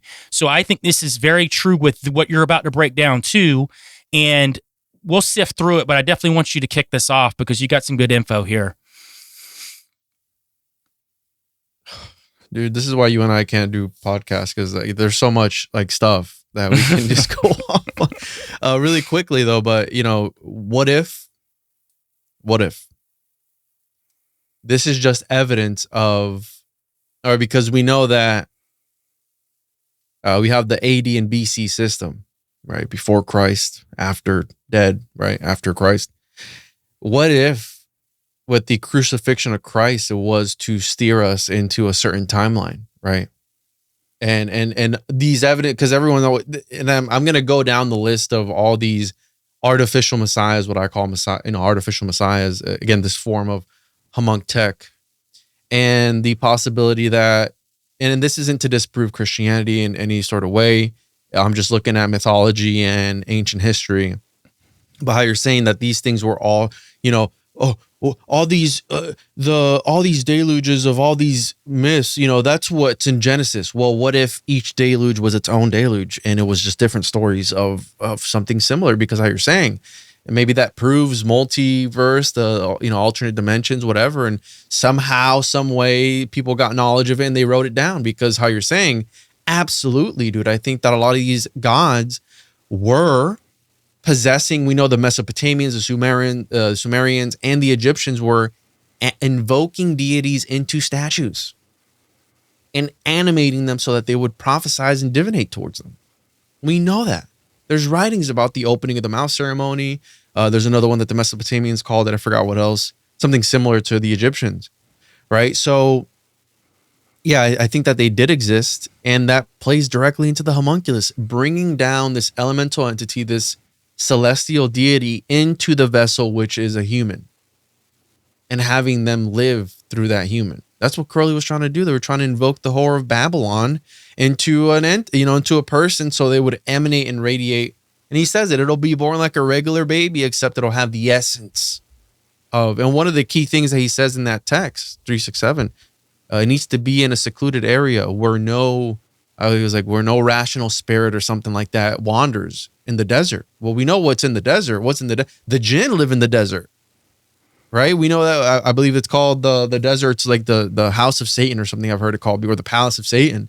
The jinn can be Nephilim too. I think that's the same thing. The different name for the same thing. These entities. And he specifically says, go there so you can invoke it there, right? So I have a slideshow here with just quickly various entities, various deities throughout history that come from a miraculous birth. Now, there's a certain motif and a reoccurring theme in some of them, which I find interesting. And I want to get your interpretation of it. Well, to start off, Mesopotamian, we have Marduk, right, was created in the heart of Apsu, and quote, he who begot him was Ea, his father. So she conceived him was Damkina, his mother. So he was, again, just born, right? We have this same thing. They were just born out of nowhere, born out of the ether or whatever, the alkahest, the prima materia, which is what these alchemists were also trying to maybe emulate. And think about this. If Jesus died for our sins, and let's say for this piece here, he was a homunculus. Well, what if that was a way to redeem humanity? Because that's part of it. Maybe that homunculus, again, just for the sake of this conversation, was created for good. The same way you can create something for good, you can create it for evil. So, these guys, which a lot of them believed, like, hey, my homunculus is good and yours is bad. Dude, there's tales of alchemists going back and forth with one another and go, no, my process makes good homunculi. Your process makes those evil ones. It's like, what?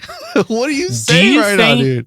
Do you think that the concept of Pokemon was built on fighting homunculi?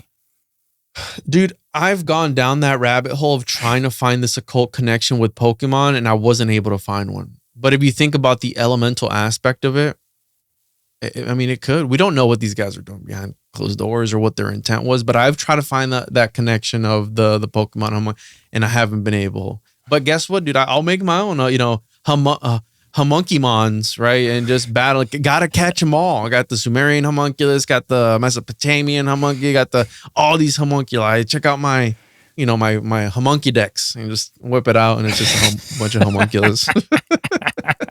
Who knows, dude? But I've tried, but I haven't been able to find anything occult as far as my research has gone into Pokemon, right? Which is Yu-Gi-Oh! Definitely. There's homunculus cards in Yu-Gi-Oh!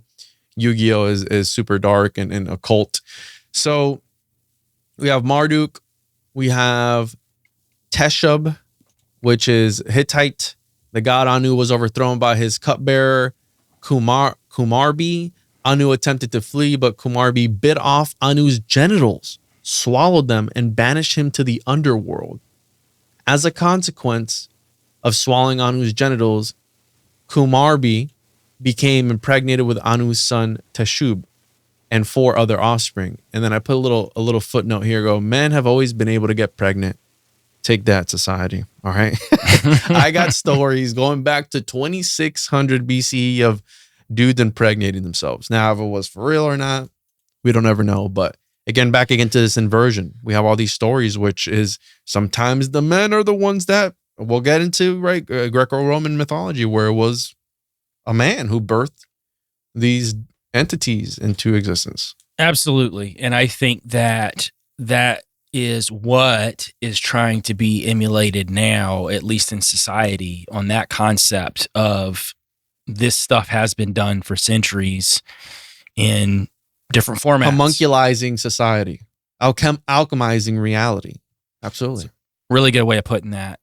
Absolutely, man. And I think you're right with a lot of these names that you're bringing up. This concept has been going on for a long time. And I know you're about to touch on some Egyptian stuff now, which I think this is where you're going to get a lot of homunculi activity in Egyptian culture, because it's just endless. And you have several different virgin births, but at the same time, you don't have virgin births too, because depending on which god you're talking about, there'll be 19 different versions of it. I love it when people try to connect. Think about that, Joel. Think about that for 1 second. 19 different versions of the same, almost as if they were trying to perfect the first one and create more clones of the same one. Like, why? In this story, he's this. In this other story, he's this. But it's all the same God. What? Yeah, and that's always been my pushback whenever they try to say that these other cultures had the original Yeshua and the idea of Jesus was a copy of those. Why can't they be their own things? Why does everything have to be a copy? Just back to what you said, the deluges. Why are the deluges all the same deluge? I think if we can expand our minds outside of that concept and understand that there is a supernatural world of vast amount of entities that would connect with humanity, there's been a lot going on for a long time. And I think that, especially when you're talking about Horus, I mean, 19 different ones. So, and crazy enough, there's one story of Jesus and it remains the same. There's not like a million different stories of him. There might be stories that people come up with are not biblical, Apocryphal. right? And say that he was over here in the United States at a certain period of time or whatever, right? I've heard them all. But the story of Yeshua stays the same. It's actually the same in the Quran. That's what's so crazy, is outside of the fact they don't think he's divine, but he was a great prophet, but he had the virgin birth. He was perfect. Existed, Yeah, it was crazy. Is like Muhammad was not perfect in the text, but he is perfect. So I find that an interesting correlation between the two prophets in that particular text. But yeah, go ahead and jump into the Egyptian stuff, because I think it's super interesting. Some of these Egyptian gods that have a very homunculus type of origin. And also, right, we're going to get into Horus here. Isis transformed herself into a kite, flew around the resurrected body of Osiris. She could conceive Horus and Osiris in this manner, although he was missing a crucial body part. Some stories mention that Isis conceived Horus on her own, although the kite conception is the most well-known version. So there's, again, various versions. An ambiguous spell in the coffin text may indicate that a flash of lightning impregnated Isis. And I want you to remember that flash of lightning. He was conceived by magic. Pharaoh's Hesepta, Amun places the Ankh to Ammos's nose, and Hatshepsut, however you say, is conceived by Ammos. Amenhotep III, conceived by Amun, who was gone to Queen Miwiya in the form of Thutmosis the Fourth. So again, we have, if you focus also on the Egyptian side of it, if we're talking about alchemy, there was also the concept of creating chimeras through the alchemical process as well. And what's in Egyptian, all their iconography is half bird, half man. Horus, half bird, half man, half whatever, half crocodile, part ape, blah blah blah. They mix up these things. So again, that's relevant to the whole homunculus and alchemical concept. And if we look at the origins of alchemy, came from the land of Chem, right? Egypt, right? So it all stems from here pretty much. And how you're saying that they found the tablets within the pyramids. Well, what if they did, right? What if Hermes for 1 second was a real entity, a real person, whatever, and passed down this knowledge to these from? Is that why they were existing for so long?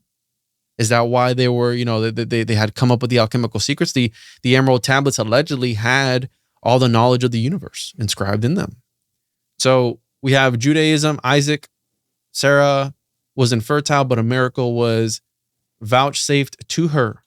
She had given birth to Isaac. The people would not believe in the miracle. No, okay, kind of, sort of, maybe it happened, or we know that older people can have, children. Emmanuel. They were living a lot longer back then too. They were, yeah, exactly. Yeah, maybe she was in her prime. Emmanuel, this is one that interests me because it's interesting. Foreshadows the birth of the Messiah, is another name for Jesus. Therefore, the Lord of his own shall give you a sign. Behold, the young woman is with child, and she shall bear a son, and she shall call his name Emmanuel. And although this has been debated, the name translates to God with us or God is with us. We have Melchizedek, an interesting one, born from the corpse of his mother. When Ner and Noah came in to bury Sothonim, they saw the child sitting beside the corpse with, quote, his clothing on him. Born fully clothed, right? The child was fully developed physically. The child spoke with his lips and he blessed the Lord. And he was transported to another dimension and saved from the flood, right? So we have Melchizedek.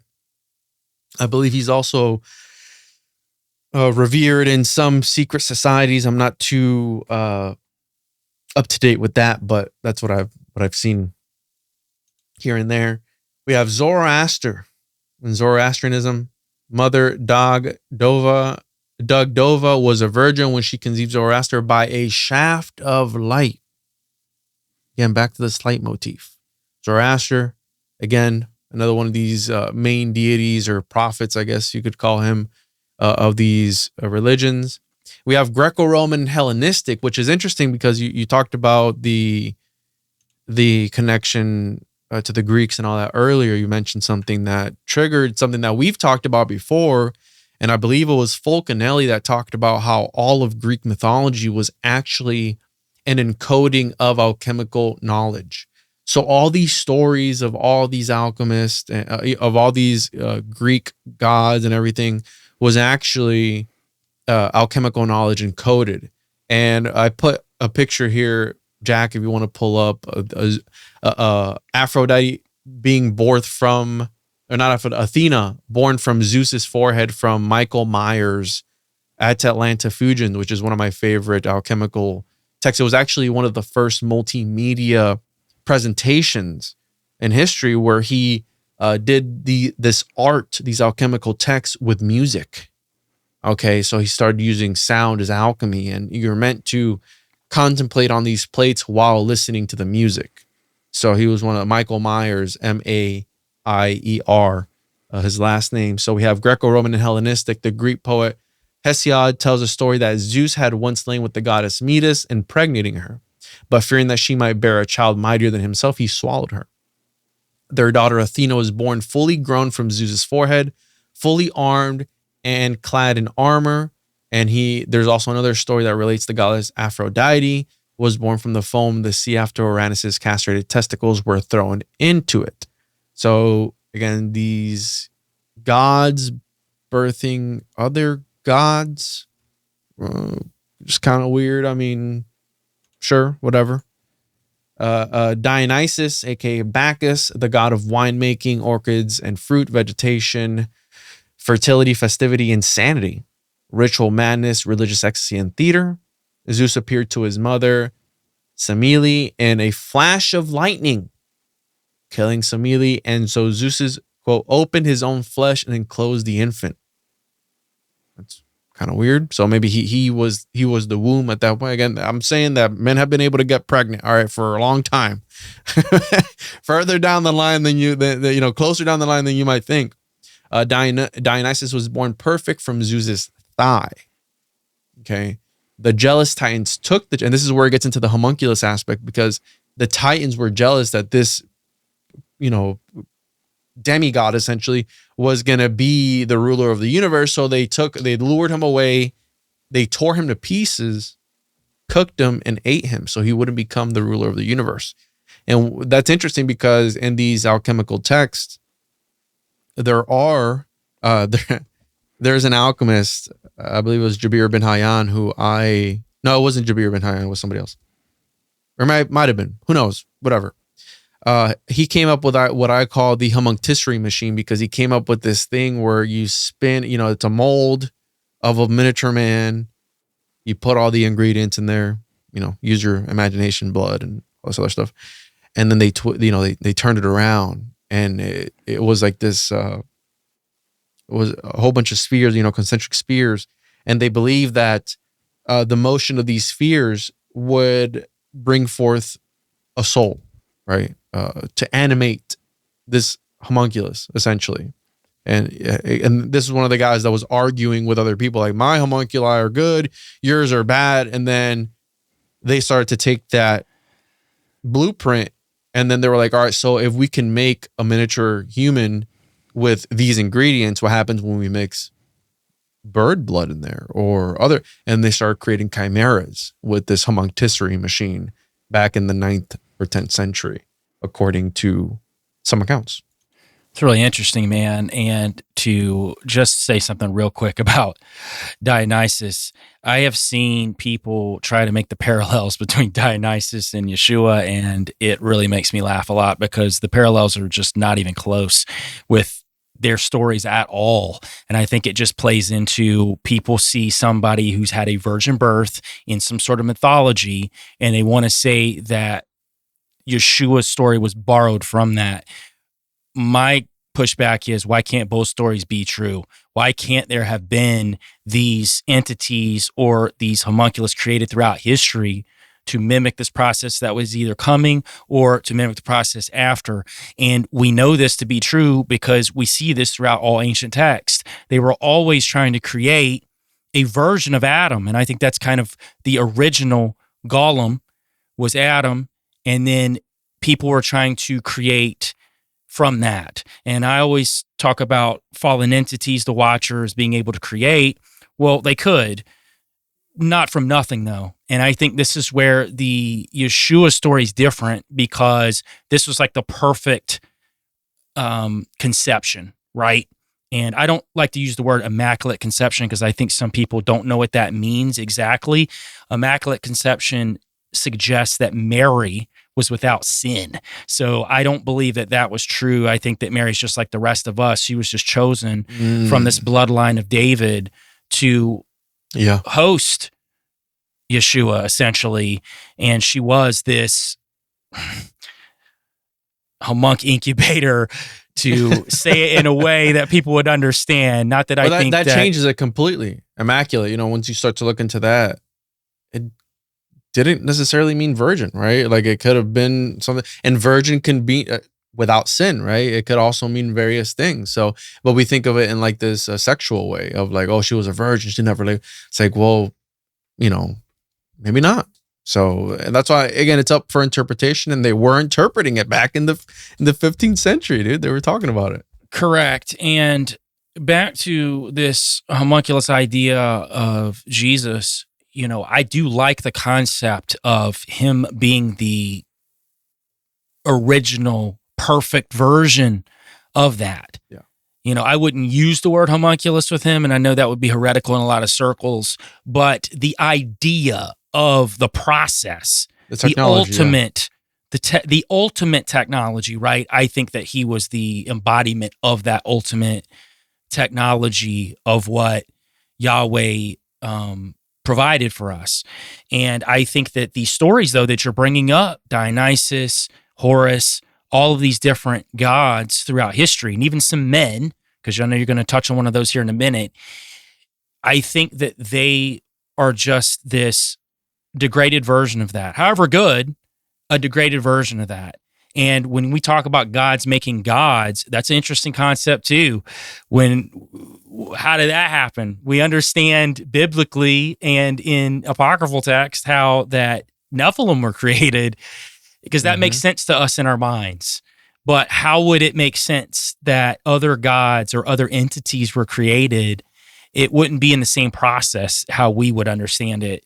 And maybe it does happen. And I would think that it would if the creator himself created everything. That would be the pantheon of gods underneath him, the divine council, angelic beings, all kind of other supernatural beings that we don't know about. I joke a lot about there being in other dimensions versions of tortoises or butterflies or lions in these other realms. I think there are these beings that are just beings. They're not necessarily good or bad. They could be dangerous to us if we ran up on them because of what they're constituted with. And maybe that's what happens with some of these cryptids in the wood, these metaphysical cryptids that people run into.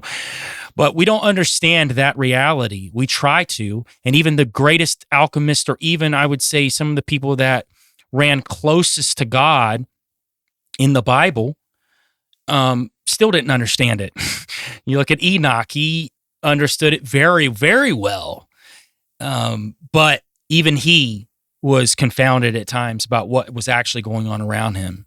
So I think that these concepts that we're exploring are not necessarily for us to understand fully or ever understand fully.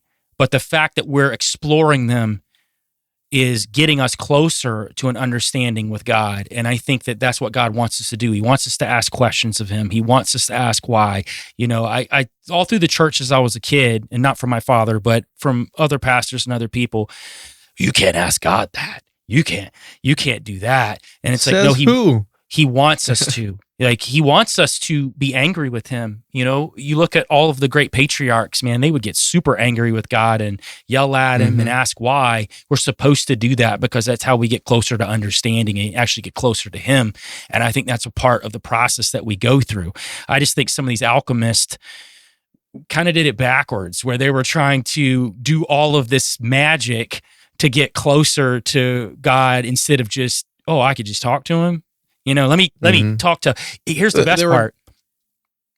They were the doubting Thomas, right? It's like, I have to see the holes. I have to touch the holes myself. And here's the best part. While there were sects of the church using priests to broker us to God, the Gnostics and the alchemists were using angels to broker to God when they could have just gone to God and not have to broker between some sort of angelic being. So I find it funny that they both were kind of doing the same thing, but one from a more humanistic point of view and the other's doing it from a more supernatural point of view. It's just a weird connection that I made a while back. But yeah, get into some more of this right here. I know you're about to get into a couple of interesting human people as well, for sure. Yeah, and I think that, right, that we all have, that's why I say I don't believe in religion, I believe in God, because I think religion has been perverted and inverted, and it's, you know, my house has been turned into a den of thieves, right? And we know what Jesus did then. he went berserker mode, just, you know. So we have Mithras or Mitra, the light bursting from the heavens, which were conceived as a solid vault, became in the mythology of the Magi, Mithra born from the rock. So we have Mithra again emerging from the rock. We have various depictions of that, you know, with the Phrygian cap and all that stuff. So we have the legend of Perseus, whose mother conceived him when Jupiter came to her in the form of a shower of gold, right? The first golden shower, if you will. He was conceived from there, and then we know what he went to go on and do. Again, this very alchemical journey, Medusa, which are all part of, again, alchemical lore as well sometimes. We have Alexander, the Ptolemies, and the Caesars were said by some scholars to have been virgin born. It is recorded that Alexander the Great and Augustus are deemed to have been conceived of a serpent god, and they claim between them Phobos and Jupiter as their progenitors. Now, what's interesting about this is almost that they're hinting at perhaps a sort of royal bloodline, almost Merovingian in nature. We know that the Da Vinci Code made that very popular and how that plays a role into this. And also, I keep seeing this light aspect. Golden shower can also be interpreted as, again, being showered in light. And I don't know about you, dude, but I interpret that as fallen angels of sorts coming down into these people and doing what they do best, which we know that the Watchers and the Nephilim and everybody was, you know, entering the daughters of men. Well, everyone thinks of it again in a sexual nature that we think of the, you know, coitus in a regular way. Well, what if it was more of what I've always said, a demonic possession? There was no need for the carnal stuff. Maybe there was. Don't get me wrong. Maybe there was. But what if it was sometimes like, hey, I'm going to ping that one over there and boom. And that's it. Boom. And then you have a Nephilim hybrid coming out of there. And it's like, all right, well, I'm going to have fun with this one. And obviously, all this other stuff. But I interpreted that because it's, again, Hinduism, the story of Krishna, the deities, the agent of conception, and also the offspring. Because of his sympathy from the earth, the divine Vishnu himself descended into the womb of Devaki and was born as her son, Krishna. That's kind of where he was born as her son. So he went through a metamorphosis. Like, how does that work? And then from the light that invested her, back into this light aspect, there are a lot of paintings of I don't know the name of it, but there's a lot of paintings of light going into Mary. I don't know if we've seen those. And some, they even have Jesus on a cross on the light. So again, they were trying to interpret, like, what was all this? Like, well, asking questions. I mean, that's just the way it is. So, but however, there is nothing in Hindu scriptures to suggest that this was a virgin birth. This is Hinduism. I have another one here. In the Ramayana, Vishnu incarnates himself as a man, Rama. So again, coming down. So the Nephilim got tired of the spiritual stuff, came down into man, created themselves as a man. In the womb of Kausalya, one of the wives of the king Dasharatha. In the Mahabharata epic, Surya, the god of sun, impregnates Queen Kunti before her marriage to King Pandu, causing her to give birth to their son Karna. Surya restores her virginity afterwards, thereby allowing her to marry Pandu despite already having given birth. Also in the Mahabharata, I can't say that name, goes with his companion to the Ganga River to perform, I'm sorry, I laughed at this one, his ablutions. There he spots a beautiful Apsara named Gritachi, who has come to bathe. And then the sage is overcome by desire, causing him to involuntarily ejaculate out of excitement. So the dude just like, and then from there, they capture the semen in a vessel, and and then something springs forth from it. From this, again, the semen in a vessel, which is very similar to alchemy. That was one of the main ingredients they had to put in there to make sure it incubated. But we have in Hinduism this story that is far older than the alchemical text. And maybe they were interpreting it as that way. Or like, hey, if the gods could do it, back again to you wanting to usurp God and becoming God. And sometimes it was about the emulation of God, not becoming God, but becoming like him. And that was their interpretation. Like, well, you put it in the horse manure for 40 days and 40 nights. And from there, your little homunculi pet comes out, and then you're able to battle other alchemists with their homunculus. And then you guys, got to collect them all. Then there's the alchemist badges throughout all the gyms of Prague. I'm going to make a game out of this, bro. It's going to be the, Alchemon. And it's going to be about you're a young alchemist on a quest to alchemize them all and catch all the little homunculus throughout the fields here. So Buddhism, two accounts cited by Thomas David Boslooper, tells of the descent of the future of the Bodhisattva from the Tutsita body into the mother's womb, the appearance of the Buddha in the mother as a shining gem, and the accompanying wonders in the natural world. The most popular legendary account of the birth of Buddha. In this account, the great being chose the time and place of his birth, the tribe into which he would be born, and who his mother would be, Maya. His mother fell asleep and dreamed that the 4 archangels carried her to the Himalayan mountains, where their queens bathed and dressed her. In her dream, the great being soon entered her womb from her side in the form of a white elephant. Very interesting there. We're going to get into some Chinese mythology. The Yellow Emperor is sometimes said to have been the fruit of extraordinary birth, as his mother Fu Bao conceived him as she was aroused while walking in the country by a lightning bolt from the Big Dipper. Lightning bolt, again, flash of light.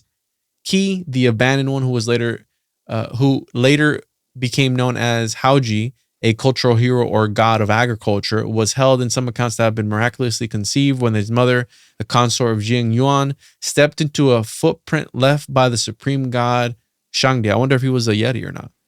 Maybe he bore some Yeti babies. Some Taoist schools held that Laozi was conceived when his mother gazed upon a falling star. In this leitmotif for some reason. He was born while his mother was leaning against a plum tree. Laozi was said to have emerged as an old man with a full gray beard. This may be because his name, Old Master, could be read as old child. Fully born, clothes, gray hair, everything. That's crazy. And then Christianity. We have John the Baptist, born from Zechariah and Elizabeth, were both very old and had been unable to have a child. But again, how you said, maybe they lived longer. She was in his prime. An angel appeared to Zechariah and told him that Elizabeth would bear a son named John. Zechariah doubted the angel's words and was struck mute until his child's birth. Despite her advanced age, Elizabeth became pregnant and gave birth to John, and Zechariah's speech was restored there. Can you imagine? It's like, STFU. And then it's like, you don't talk for 9. It's like, you shouldn't doubt. The angels, bro. The angels were trolling them, dude. And then we have early accounts, again, apocryphal texts that talk about Mary's birth with her parents as Saint Anne and Saint Joachim. According to the tradition of the Catholic Church, they were childless when an angel came to them and told them that they would give birth to a daughter. During the conception of Mary, she was preserved from stain of original sin. So again, back again to this idea. Again, this is apocryphal. It's not canon. And then Jesus, the one that we all know and love. Shout out to Jesus. To you is born this day in the city of David a Savior who is the Messiah, the Lord. And we know what happens after that, right? We have this Messiah figure born into a royal bloodline. Right, the bloodline of David and everybody else from there, and then the rest is history. And there's other ones. There's Quetzalcoatl and various other. I mean, there's just a bunch of people throughout history that have been fashioned in a similar way. Sometimes virgin, sometimes not, but definitely some divine intervention. Bolts of lightning, which I interpreted as the fallen ones, Nephilim and nature, meddling with the affairs of man just to be trolls. They have this troll aspect, this clown aspect. And it's interesting because they introduce women the art of makeup. And then you have the whole Nephilim and clown connection there from that, as some people have developed. Yeah, absolutely. And it's funny you brought up the bloodline of David. People don't know this, but Mary was of the bloodline of David, but so was Joseph. And they both were from the bloodline of David. And it was known in Hebrew culture that you would generally try to find a wife from the same tribe. Now, understandably, in those days, your tribe's massive, right? So you're not even close to being, first cousins or anything like that. So it's a little different. It operated a little different then. But they were both from the bloodline of David. Story real quick. I have a cousin who she met this guy, right, in Puerto Rico, and they had kids, and the kids, they had some issues. It turns out that they were like 5th or 6th cousins, like separated. They got married and everything, bro. And they learned this after the fact. They didn't even have any idea that they were related. So it happens, dude. I mean, I know firsthand it happens. Yeah, that's a wild story, and this whole episode's been wild, but I'm really glad that you came on to talk about this idea, and I'm glad you pointed out the connection between the bolts of light or falling stars. Generally speaking, anytime one of these messiahs or great people were created, you see this happening in some sort of either iconography or part of the stories about these particular people. Outside of Jesus, there was no bolt of lightning there. Obviously Joseph was told by an angel that Mary was going to have a virgin birth and him not to sweat it out. So I think that was the only part of that was actually told. So I think that part of the story is a little different. And I do want to read one thing before we wrap it up, I thought this was interesting, and I was reading some stuff on Paracelsus, and he's done a lot in his past on understanding what the homunculus was, how it's created, but he did make one particular point that I thought stuck out to me. And he said, God's will to make man out of two and not out of one alone. For if men were born of the seed of one individual, he would not change in nature. His child would be just as he is in the manner of a walnut tree, which is reborn of itself alone, and therefore is entirely like the one from which it is born. But the mixing of seeds of man and woman results in so much change that no individual can be like the other. Each individual seed breaks the unity of the other, and that is why no man is like another. So Paracelsus himself was saying that to make a homunculus is against God's will, because it's God's will for a man and a woman to create from the seed of man and the egg of a woman, to create a human being who is like no other. And I think that's the individuality that God gave us the ability to create life from. And even though Paracelsus himself studied all aspects of it, at the end of the day, even he said, oh, it's not God's will for this to be done. And this is the originator of the concept, at least in modern alchemical terms. 16th century, yeah. Right. But yeah, man, I am really happy you came on here to do this. You know, I know it's a touchy subject for some people, at least the jolting idea of Yeshua being a homunculus, which at the end of the day, I don't think he was a homunculus, but I do think that this, as you said, this tech that the creator knows, the blueprint, as I like to use, he had the perfect blueprint. All of these other homunculus throughout history were just a copy of that, or trying to be a copy of that, in my opinion. That's where I land on the idea of this. But I know that alchemists would say Jesus is an homunculus in their understanding of how it worked. And I think in that way, that's how we have to think about it. But, you know, just the idea that life could be created without something else entirely is just a fascinating concept. In the 21st century, that's 100% right real. now. Absolutely. Yeah. We know that it's happening. We know that there are several labs that are creating embryos without a male or a female, for that matter. We know IVF exists, where they're basically taking sperm and egg and putting it in a petri dish and mixing up with whatever else. These things exist. The homunculus idea is not far-fetched in any stretch of the imagination. But when you add the divine aspect to it, I think that's where it gets interesting, because how does that blueprint work? We're just trying to mimic it. And I think that's a lot of what we've seen. And I think these angelic beings, fallen, were no different. And I think they're just trying to mimic that process too. Yeah, and one last thing, we have to remember that we're dealing with, right, this homunc or alchemy. It's a divine form of technology. It's maybe not divine, but supernatural form of technology that works on multiple different layers of reality all at once. So there's a reason why alchemists were a secret society.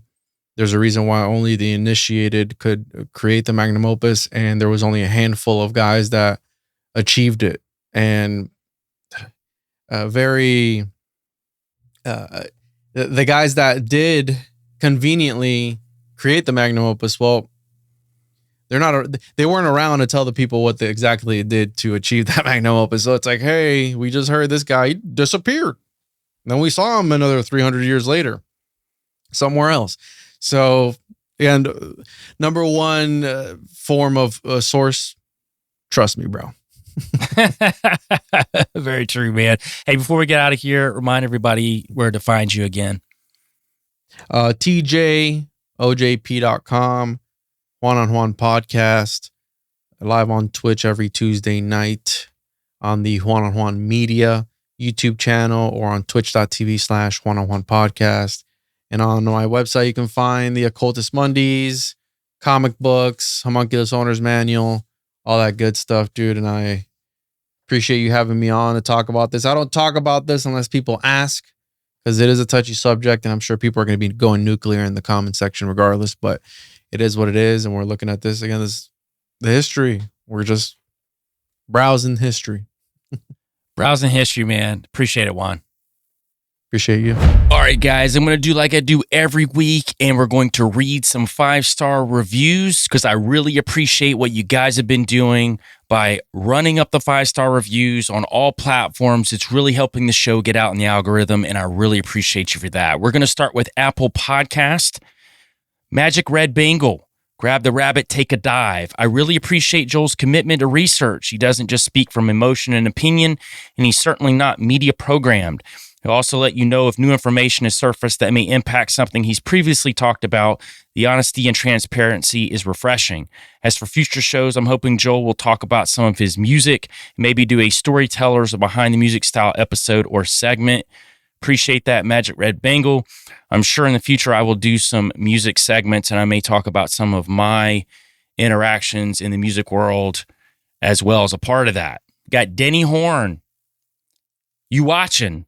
Love the podcast. Your maturity shows through every episode. That being said, you've been watching Jen's new show. For anyone that doesn't know about Jen's new show or who Jen is, if you know, you know. That's all I'm going to say.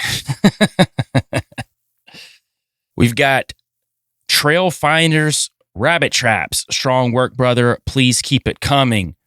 Appreciate that, Trail Finders. That's what I hope to keep doing here. So now we're going to kick it to Spotify. We've got Ingrid Dawn. Yes, love the Free the Rabbit song. Eat. Appreciate that, Ingrid Dawn. Glad you like the song. And for anybody that doesn't know, the intro song is out on all platforms. Anywhere you listen to music, you can go check it out now. We've got Van. Love your discussions on the Bible. You dig deep and give your audience a lot of food for thought. Appreciate that, Van. We've got Mark Thomas. Theory and hypothesis are very different in definition. Evolution is not a theory, as in the way you think a theory works. I appreciate that, Mark. You know, I encourage people to think for themselves and to believe what they want to believe. In saying that, evolution is a belief system. However much they want to tell you that it is a scientific fact, it is not as considered a theory. As a matter of fact, I got 2 definitions today about hypothesis and theory. And I just want to give a little bit of context to what you just said. A hypothesis is a proposed explanation or prediction that can be tested through research, essentially an educated guess based on observations. So hypothesis would not be evolution in the sense of if you believe in evolution, it's not a hypothesis. Hypothesis is actually the lesser of the two. While a theory is a well-established explanation supported by a large body of evidence, considered to be the best explanation for a phenomenon based on repeated testing and scientific consensus. That's why I say that evolution is a theory and why it is purported as a theory in school. Because they claim that it is supported by a large body of evidence. And it is the best explanation for a phenomenon based on this large body of evidence.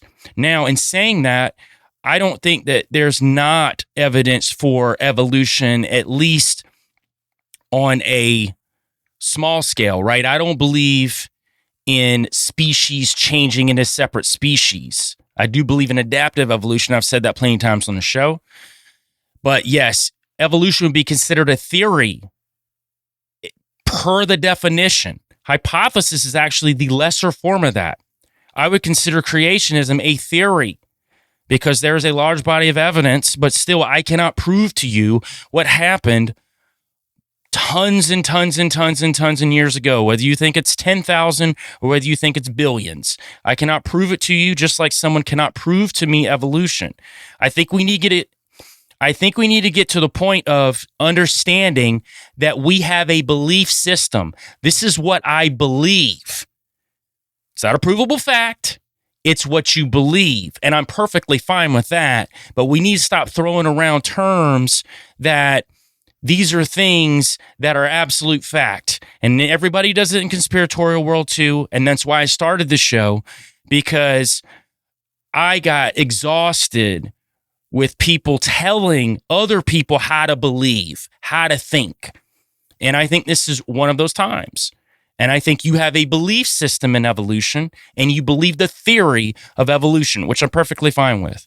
Everybody is allowed to believe that, but I don't think we should be angry at each other for thinking differently or start throwing out terms without having at least general basis of what those terms are. But I appreciate you sending that. I always encourage people to send out what they think about things because it helps me as I'm looking deeper into things as well. We're going to go to YouTube. We've got Blicky Gober. Is it possible that a supernatural, omnipotent God could have created a fully mature Earth 10,000 years ago? I think so. I perfectly believe that too. As a matter of fact, in my Old Earth episode, I did not say that the 10,000 years ago or 6,000 years ago time frame didn't occur. I'm just talking about from Adam down. Yes, I believe that is the space of time. And I believe he created a fully mature Earth. What I'm saying is that Earth got destroyed, possibly multiple times before we got to Adam. You know, I think when people see these old Earth, they get an idea of what it is without truly listening to what I'm actually saying. And again, it's just a theory. I could be wrong with it. I'm open to being wrong. But to me, it's the veracity that people hold on to their theories and beliefs and attack others because of that. And that's why I did the show again, is to not have that. We can have general discussions, but this like pinpointed, this is it attitude, that's not what I'm here for. We've got Fat Boy Gaming. This show is always talking about great subjects. Keep it up. Appreciate that, Fat Boy Gaming. We've got John Sergei 9043. Sounds like another epic dive Joel took for us, leaving no stone in its settled resting place. Can't wait. I did the best I could, and I think that the more research I do, the more things will change. Again, these are just theories backed with tons of research, but these are just theories. Just like other people's ideas or theories as well. I think we've got to get out of this mind frame of like, we've got it figured out. It's really bad in the quote unquote critically thinking sphere, which I think most people that are in that sphere are not critical thinkers at all. And I think they just follow along with whatever they heard someone else say and they like it. And sadly, that is probably how it's always going to be. But I do appreciate you guys. You guys are great. And even the comments that are rebuttals to how I think on the show, perfectly encourage it. I think that we are supposed to question anything that we hear, including myself. But that being said, we're going to play a song called Gray on the way out. This song meant a lot to me when I wrote it. It's very personal. I hope it's personal to you as well.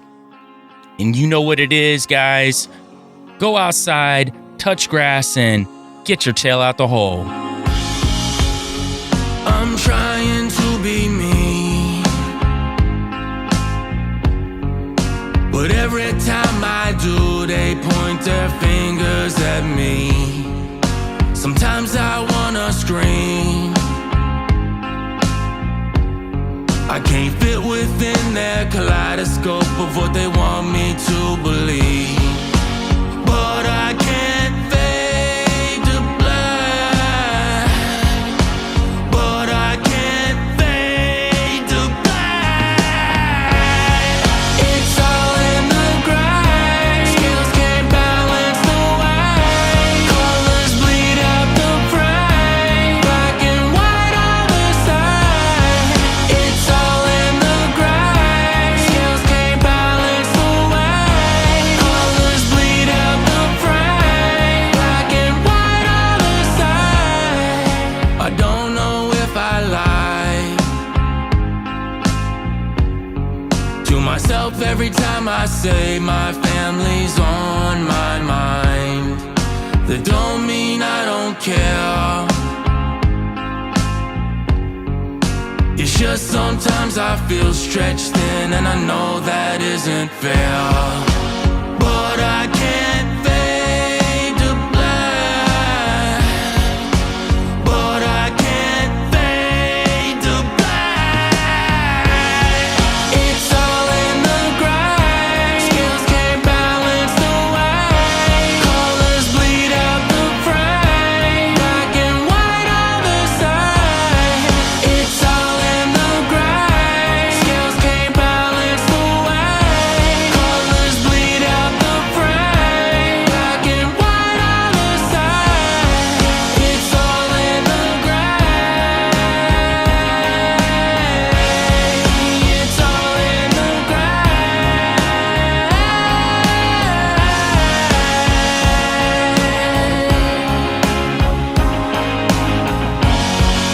It's all in the gray. I'm trying to be me, but every time I do, they point their fingers at me.